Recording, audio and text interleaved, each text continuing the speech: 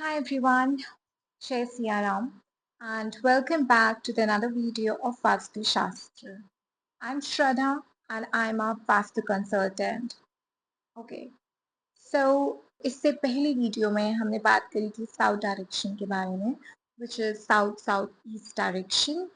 तो इस वीडियो में हम बात करेंगे सिर्फ साउथ डायरेक्शन के बारे में कि उसके सिग्निफिकेंसेस क्या हैं, आप वहाँ पे क्या क्या बिल्ड कर सकते हैं, वहाँ पे आप कौन सी चीज़ें चेंजेस कर सकते हैं according to your homes, your offices और बहुत सारी चीज़ें, और क्या चीज़ें आपको ध्यान रखनी है कि आपके साउथ डायरेक्शन में नहीं होनी चाहिए. तो आज हम इस चीज़ के बारे में और ज़्यादा इस डायरेक्शन के बारे में जानेंगे. तो लेट्स स्टार्ट. ओके, तो सबसे पहले वास्तुशास्त्र में हमारा जो साउथ डायरेक्शन है वो एसोसिएटेड है with the element of fire, जिसे गवर्न करते हैं Yama, the god of death and dharma. It's a very powerful direction. तो बाकी डायरेक्शंस के हिसाब से this direction is the most powerful direction in Vastushastra. लेकिन ये तभी पावरफुल है जब इसका यूसेज बहुत ही करेक्टली मैनर में हो और बहुत ही बैलेंस्ड तरीके से हो, क्योंकि it can bring stability, strength and lots of success, specially in terms of reputation, fame, जो हर किसी को चाहिए होता है, एंड फाइनेंसेस. लेकिन उसी तरफ अगर इस डायरेक्शन का मिसयूज किया जाए, then it may lead to loss, fear और instability. तो हमें बहुत अच्छे से ध्यान रखना है कि हमारा ये डायरेक्शन मिसयूज या फिर खराब ना हो. Now, let's talk about some key points of this south direction.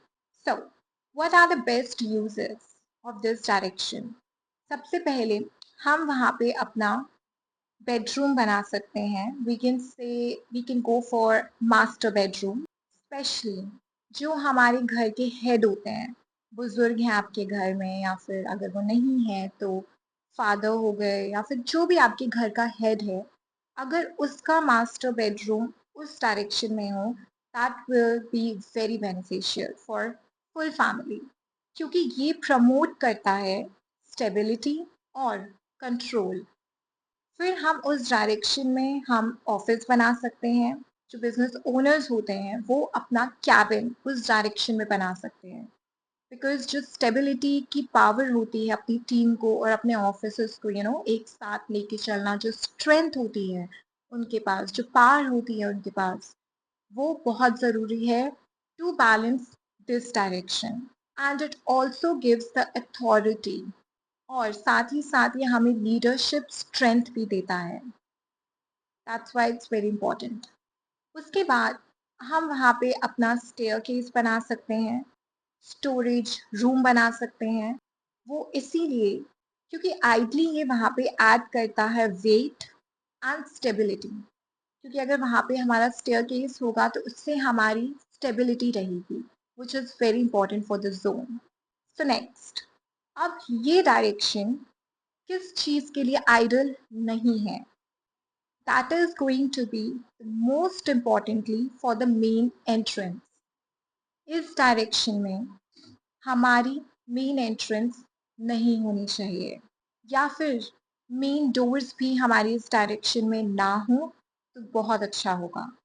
लेकिन उसी तरफ अगर ये वेल बैलेंस्ड हो with the help of the vastu remedies, अगर आपका ज़मीन से बना हुआ घर है और उसकी डायरेक्शन साउथ में है, उसकी मेन एंट्रेंस की या मेन डोर की, लेकिन अगर आपने प्रॉपर वास्तु रेमेडीज कर रखी हैं उस डायरेक्शन के लिए, तो वो बैलेंस्ड है, हमारे लिए बहुत अच्छे तरीके से वर्क कर सकता है, but with a very balanced vastu remedies. Then kitchen. Kitchen ideally हमारा फायर जोन होता है. हमारा ऑलरेडी जो साउथ डायरेक्शन होता है उसे हम फायर जोन कहते हैं. लेकिन अगर आपका उस जोन में किचन हो तो it will double the fire element. वो फिर उस एलिमेंट को डबल कर देगा, which is not good.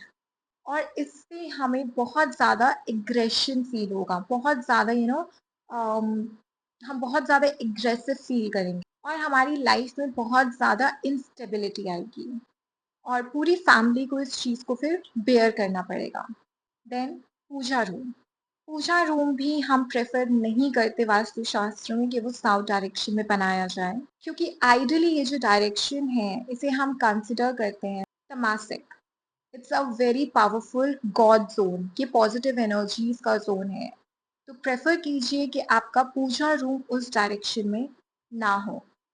So ideally जो हमारी ये जो साउथ डायरेक्शन की एनर्जीज होती हैं वो सिंबलाइज करती हैं related to karma, transformation and material success.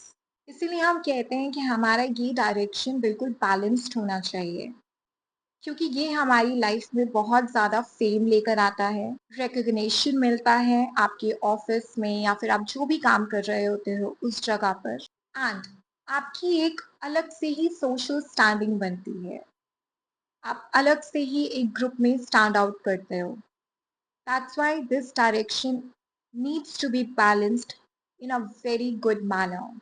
और उसी तरफ जैसे मैंने बोला कि अगर ये जोन इम्बैलेंस्ड हो तो it can lead to lots and lots of struggles, emotionally भी और मेंटली भी।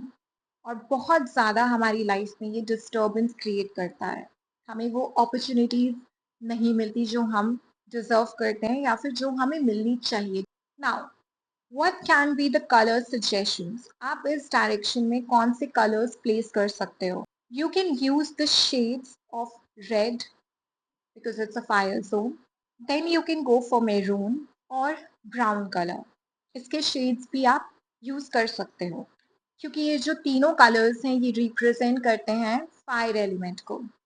अब ये तो थे जो आप यूज कर सकते हो, आप कौन से कलर्स यूज नहीं कर सकते हो? सो avoid using blue because that's a water element. तो अगर हम वाटर को फायर पे डाल देंगे तो वो फायर का जितना भी हमारा एलिमेंट है वो सब खत्म हो जाएगा।